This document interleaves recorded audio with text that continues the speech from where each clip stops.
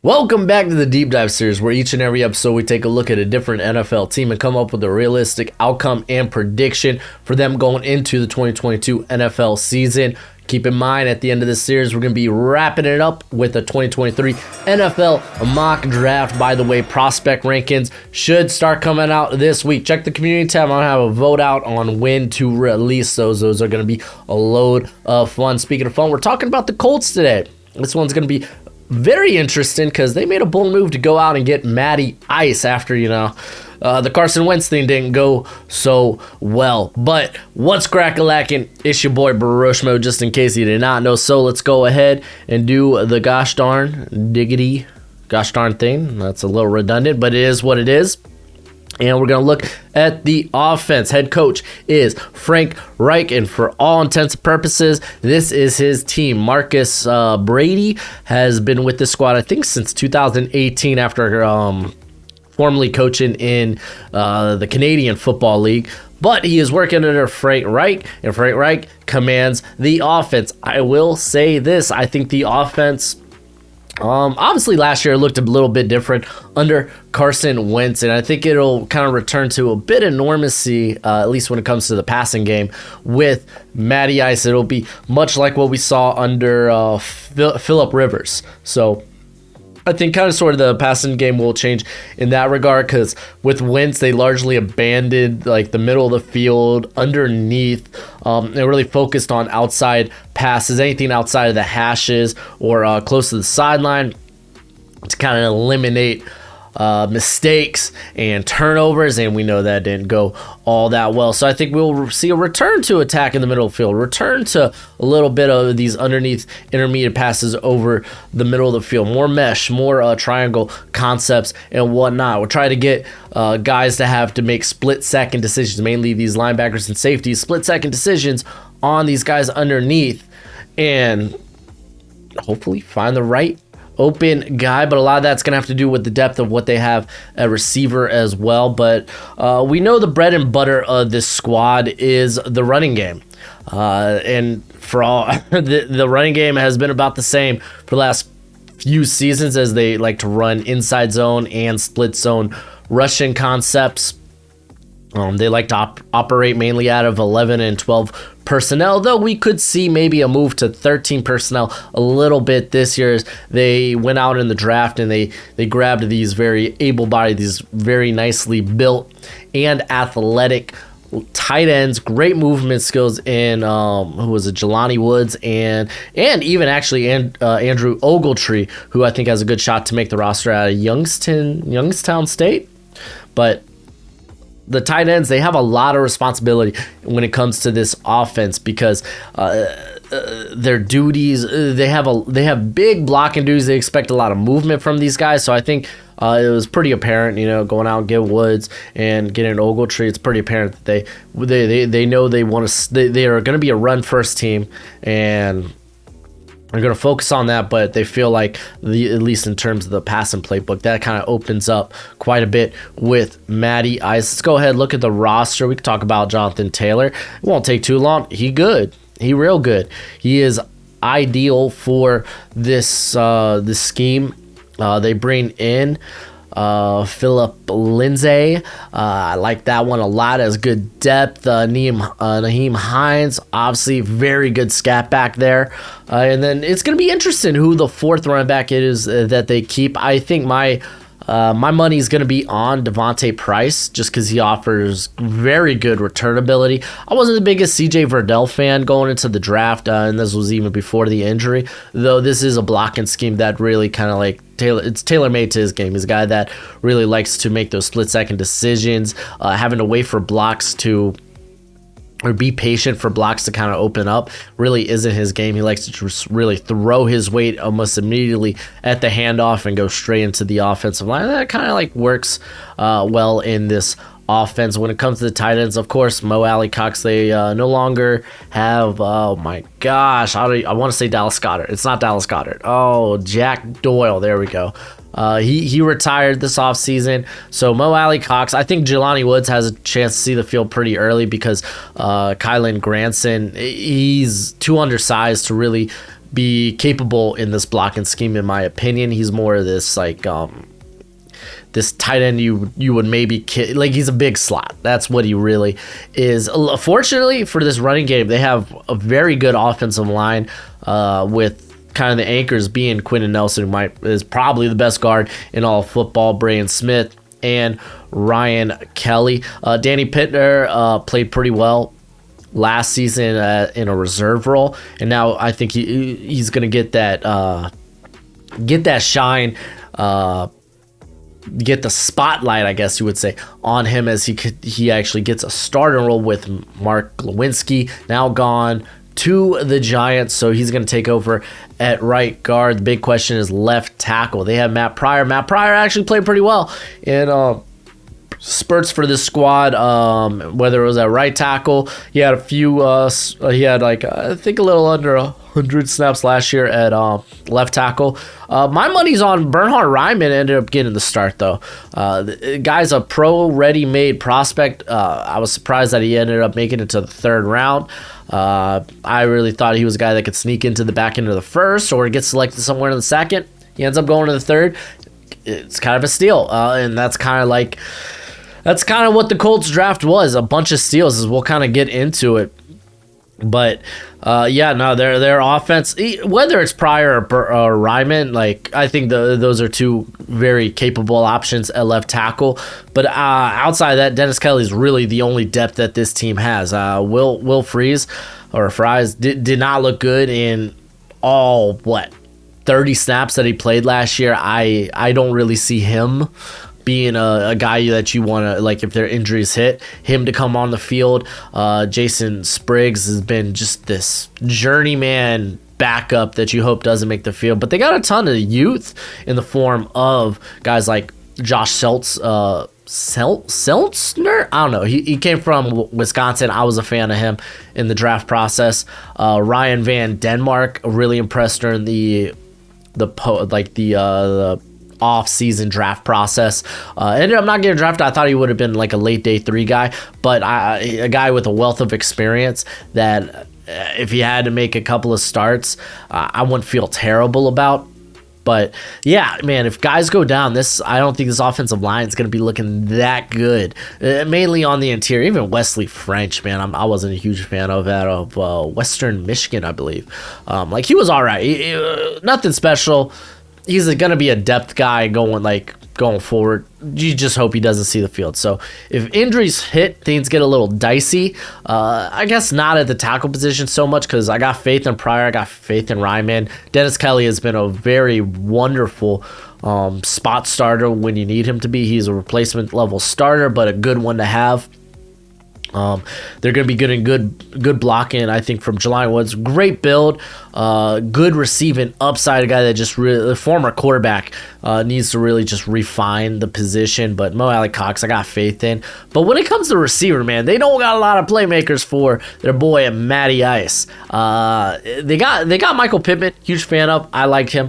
They're going to pair him up with Alec Pierce, which is nice. It's going to be interesting because he's a guy that either got the ball like exceptionally quick, either off like slants, which, I mean, that'll work for this offense, but he was mainly a vertical guy. Then they got Paris Campbell. Can he stay healthy? Hopefully he can. We'll see. That's something that's just a huge question mark. Guy that's been unable to stay healthy since joining the squad. Matter of fact, they need someone outside of Pittman to step up. Pittman was the only guy with over 1,000 yards receiving last year. Matter of fact, no one eclipsed 400 yards receiving. So, like, if injuries do hit, or like, they don't really have a fourth wide receiver. Even like if you look into it, like Ashton Dulin, he saw time last year, but no big. I don't know why they list him as a slot guy. Maybe he was working out during OTAs as a slot guy, but he saw 80% of his snaps on the outside. Mike, I'm never gonna get his last name right. The second-year player out of Charleston, right? I think it was Charleston, but is he even second year? I don't know, man, but maybe he makes a step up. He was a guy that I thought I was pretty impressed with after his pro day numbers. Des Patman, former, I think it was Washington State receiver, really a guy that really hasn't seen the field much at all. He only had 4 receptions last year. So it's like Kiki QT, man, he's legit. He's their one capable slot guy that honestly, if he ends up starting ahead of Paris Campbell, that won't surprise me. But again, Campbell, I think they got a lot invested in him. They really believe in him, and they want him to see the field. They want him to succeed. By the way, he just had a birthday a couple of days ago. Happy birthday to you, Paris Campbell. Pittman, man, I think he's going to continue taking that step up. But with Alec Pierce, now you got to rely on a rookie across from him to be that next step. Like, they're so fortunate they have such a good running game that it kind of takes pressure off the passing game. But at some point, the passing game, like, the time will come when they need to move the ball through the air. And they got a very capable quarterback that can do that in Matt Ryan. Even Nick Foles, very capable backup. So I just don't see who's it going to be outside of guys like Pittman. Like, again, relying on a rookie and Pierce. Campbell can't stay healthy. And then a bunch of guys that just haven't seen the field. Like, Kiki QT, I'm pretty sure is the... Like, looking at this now, I think he's actually the guy with the most NFL snaps under his belt out of all the receivers here outside of Pittman. So, yeah, that's a little dodgy. Sam Ehlinger, Jack Cohn, we're not going to have to worry about them. Cohn's going to be likely a practice squad guy. It wouldn't surprise me if Ehlinger went the same route if they don't want to keep 2 quarterbacks. But yeah, no. Again, there's a lot of excitement in the backfield. The offense looks like it'll be steady. They got a very good run game that they can rely on, and they got a capable quarterback in Matt Ryan. It's just there's a little concern for me with the playmakers, but for me, there's actually more concern with this defense. And let's go ahead and talk about the defense. If you didn't know, the DC, you got Gus freaking Bradley. I'm not a big fan of Gus Bradley. I'm just gonna put that out here. But when it comes to this defense, they're gonna see a lot of changes from Matt Eberflus.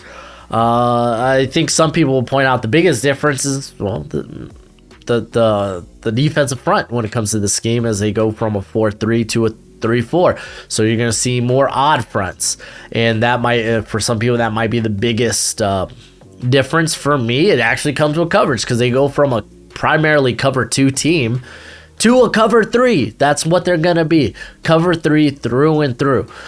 They did play a little bit of like cover 3 match buzz with Eberflus, but that was mainly on like dime packages. So and even then, it's like even then, like that cover 3 match buzz is like inverted cover 2 to an extent. So this is a radical scheme change when we're talking about what they're going to be doing coverage wise. Well, I mean, we could talk about like the blitzing. It's not going to happen. Like, you might be like, oh, they weren't that heavy. Like, the Colts weren't that heavy of a blitz team anyway. They only blitzed about 20% of the time. But that drops down to, like, last year with the Raiders, Gus Bradley blitzed a whopping 12%.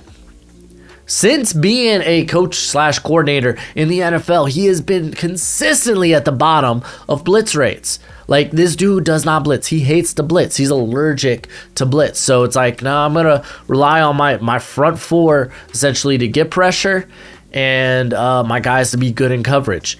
I don't think you can do that. This secondary, I don't think is there. Mainly the corner position. I have a lot of concerns with the corner position. Looking at, you got a guy like Isaiah Rodgers, who, played pretty darn well.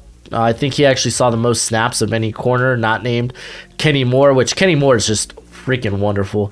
Actually, no, he was just Rodgers was just edged out by Rocky Sin, and then you had, I forgot, Xavier Rhodes played for the squad. But I thought Rodgers looked pretty good last year. You bring in Stephon Gilmore, who best years probably behind him.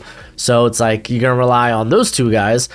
I feel like that's a bit sus. Obviously, Kenny Moore is fantastic, but there's no depth at corner. While I would say they look better at the corner position than the Cardinals, which we just talked about last week, it's not good. Like, Gus Bradley brings in Brandon, Faison, who played for the Raiders last year, and he wasn't that good. He really wasn't. Like, Going back, he didn't really make plays in coverage, and he allowed like 6 touchdowns. Here, I'm going to pull up his stats real quick.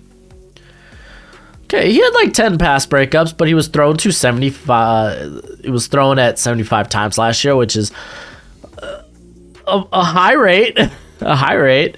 So it's like, it's not all bad, but like he's really this like roll the dice type of corner. Will he win? Who knows? The only guy that I think they really retained from last year, Anthony Chesley, who saw like maybe 20 snaps. There's Marvell Tell, who I thought was going to have a breakout year in 2020. Instead, opted out, and it's kind of just been a guy on this roster. Really nothing else. So it's like, looking at the rest of the guys there, like they got Will Redmond, mainly a special teamer, dime package guy. They got a couple of UDFAs, but like, I would be alarmed. I'm alarmed. Really alarmed. I'm alarmed. In the secondary, Julian Blackman, for all intents and purposes, this cat will be, mainly their deep safety, their center fielder. They got Rodney McLeod. I can never say his last name. I think he's a fine veteran average starter. I think it's really going to be Nick Cross, a guy who has the body to stick in the box, but has just ridiculous range. He was one of my favorite players last year in the draft, one of my favorite prospects. I'm looking for him to make the jump, end up probably seeing more, be a starter. There we go. Words are eluding me. They're escaping me. They've also brought in Marnie Watts, who was a guy a couple of years ago. I was like, man, I think he's going to break out, and can never, ever eclipse Daniel Sorensen. It blew my mind, but he's there. So like, safety position looks fine. I think Blackman and Cross will end up being, at least before the end of the year, end up being the starters, especially if Blackman could stay healthy, ideally. But yeah, for me, the biggest concern is currently at the corner position. You could go to linebacker, and I think they're fine at linebacker. Bobby Okereke kind of had a bit of, I guess you could say, a down year. He had the most snaps of anyone, but didn't even really have a down year. Like, his missed tackle rate is good. It's at that 10%, so you don't mind that at the linebacker position, but kind of expecting him to make more plays in coverage, but he was fine. Obviously, Darius Leonard is one of, if not the best linebacker in all of football. And then behind them, you got guys like Zaire Franklin, who's been with the squad since 2018. Has been a very good depth piece. A lot of people, like, he's always kind of been that third linebacker. EJ Speed, more of a special teamer. But even going, like, looking at their UDFAs, like, I got some faith in it. Like Sterling Weatherford, former safety, moving to linebacker. He's got good movement skills for the position, being a former safety going to linebacker. And he's got a good frame. Jojo Doman, more of a guy that played slot there. Like, he was a big slot. But he's going to be a sub-package guy. Could maybe be a dime linebacker that they put on the field if he sees playing time. Forrest Ryan, I was a fan of. I had a late day 3 grade on out of Villanova, and he was a stud at Villanova. Very basic. He was like a blitzing linebacker, a very, very good run stuffer, and it was nothing special in coverage. So it's like, you know that potentially you have a decent 2-down linebacker there. So I feel good about the linebacker position, and you're kind of asking the pass rush to step up. Obviously, you got DeForest Buckner, who's just a phenomenal player, very good player. Is now going to be playing like a 3-4 ed role. You got Kwity Paye, who played exceptionally well. I believe he hit that. Did he hit that double-digit sack mark? No. He had 5, but he had 39 pressures last year. A very good pass rush win rate as well. They bring in Yannick Ngakoue, who played very well under Gus Bradley last year with the Raiders. I think he was a 10-sack guy. So you got Grover Stewart, who's just a very good nose tackle. like very good. Like it gets swept under the rug how good of a player he is. They bring in Eric Johnson, who's a guy I'm really excited for out of Missouri State. He was kind of like a guy that shined at the Shrine Bowl. Ended up getting a late Senior Bowl invite, and I really like the dude's movement skills. He's a penetrator, so he's a guy that could vie to see early time. Obviously, you got the former Vanderbilt second-year player Dayo Odeyimbo, who's actually pretty much like a lot of people pegged him as a 3-4 end anyway. So he's kind of coming now playing in a scheme that's probably more natural to him. Tyquan Lewis has always been good depth. They also like Ben Benegu is just kind of a guy. Like honestly, as a stand-up rusher, might not be a bad option for him. But they bring in Odenigbo, who's been now this journeyman ever since I thought this dude was going to emerge for the Vikings, and just never really did. But he's kind of been this journeyman. You're getting a very good rotation piece there. And then looking more at the interior, like a guy like Curtis Brooks, ended up being a 6th rounder. He's kind of made to be a 3-4 end.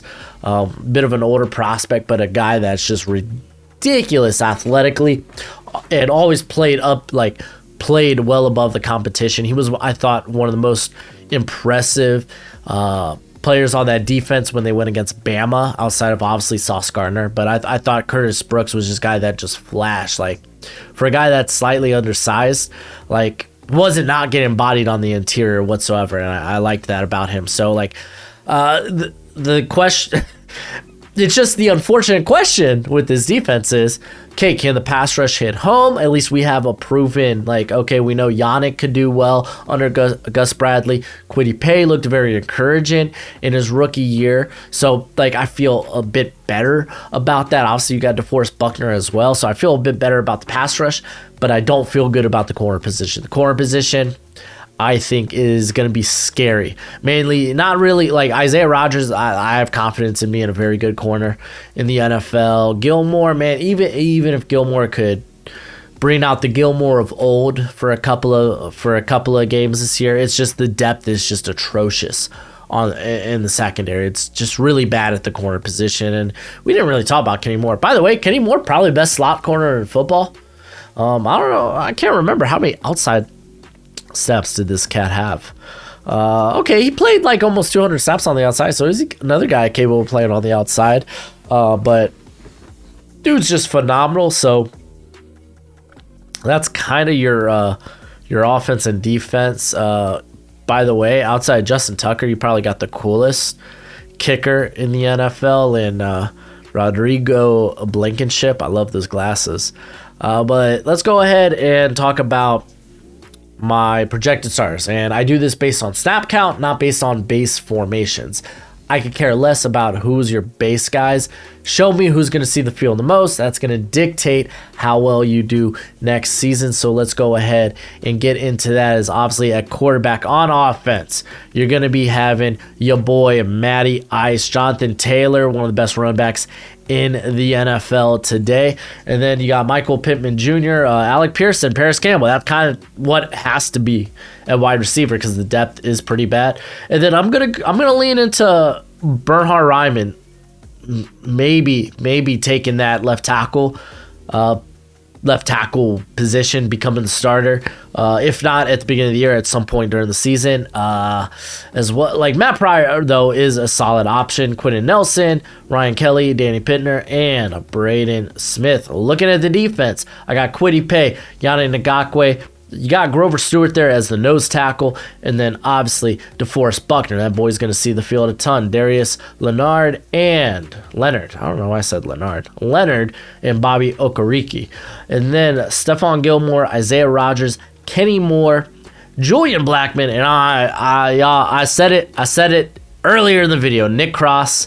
That's my guy. I think he ends up being a starter at some point this season and seeing a good amount of snaps. The guy's too good to keep off the field. When it comes to my projection, I got this team going 11-6. I got them winning their division by a game. I got them going 3-3 in the division. And honestly, for being an AFC East, being an AFC team in general, they actually have one of the easier schedules. I got them 5-2 against losing teams, 6-4 against winning teams. Let's go ahead and get into the game-by-game breakdown. As I got them losing the first 3 games of the season. Now, hear me out. Something, I don't think that's likely, but when it came down to these matchups in division, I typically gave the win to the home team. So that's how it worked out. Like, I think the Texans at some point, honestly, I actually think the Texans could win that opening game. Remember, the Texans are a feisty team, and if they're going to win, I think they win out the gates. Because it's going to be harder to come by as the season grows along. But I do think they win that Jacksonville game. They may lose the second one, but that one's at home. And to be fair, they had Carson Wentz last year. So, like, maybe I'm giving the Jags too much credit that they can win one game over the Colts. But you got the Chiefs in week 3. So I think 1-2 is very plausible in these opening 3 games. 2-1 is probably more likely. Oh, sneezed so hard my headphones came off. Then I got y'all winning at home against the Tennessee Titans. It's a shame that y'all aren't facing the Titans later in the year because you know those 2 teams are going to be the ones vying for the division. I don't really see the Texans and the Jags playing a role in the division just yet. Because if you didn't know, they will face the Titans in week 7. I got y'all losing to the Broncos. I'm pretty high on the Broncos this year. Got y'all getting that win back here against the Jags. So where is your bye? Your bye is not till week 14. Jeez Louise. Got y'all beating Washington. Sorry, no Carson Wentz revenge game here. Beating the Raiders, beating the Patriots, beating the Eagles, beating the Steelers. So I got a very nice run here where y'all win 5 games, losing to the Cowboys right before the bye, which I think kind of makes sense. But like a teams normally going into the bye, if their bye comes later in the year, becomes rougher. The team's less healthy, and they're kind of looking for that bye to get a bit more healthy. And it's just a shame y'all's comes so late into the season. But going into that bye, I have y'all what? Oh my gosh. I have y'all 7-6 going into the bye. That's 1, 2, 3, 4, 5, 6. Wow, yeah. 6 losses going into the bye. Man, I feel like this team's a little bit better than that. But I have y'all winning every game once y'all come out of the bye. To be fair, having the Texans, having the Giants really kind of makes it. Those are two games you should end the season off winning. So come on. Opening against the Vikings after your bye. I mean, your Vikings are going to be a good team this year, but Colts, again, coming out of the bye. So I figure they win that game. I got them actually beating the Chargers as well. So, I think it's plausible. If anything, I think the complaints I'm going to see, there's no way they're losing the first 3 games in the year. And again, I explained that. I figure, hey, if they're going to lose to the Texans and the Jags, it's going to be at home probably. I do, though, I think this Texans team, though, in the opener is going to be a bit dangerous. But, yeah, no, I mean, obviously they can win both games over the Jags, be a 12-win team. With my concerns with their playmakers and the corner position, and also questions with, okay, is this a team that can consistently get pass pressure on its own? I really feel like if the schedule was a bit stronger, then this team could be a sub 10-win team. In all honesty, but they're so well coached. They have a very good run game that Matt Ryan can make playmakers out of some of those receivers there. Alec Pierce was a very good pickup in the draft. Hopefully Paris Campbell could stay healthy. And actually, I feel really good about Kiki QT. Maybe he makes the roster. You would think, just because he has the most NFL experience outside of Michael Pittman. And it's probably close between those two. But, now you let me know what you think in the comment section below. I think this is actually a fairly reserved, very, very safe prediction. But yeah, y'all let me know what y'all think in the comment section below. That's it for the video. Get ready for those projections, for those prospect rankings. That's going to be a load of fun. I can't wait to go over my whole summer deep dive with you guys. But as always, until next time, you be easy, my friends. Later.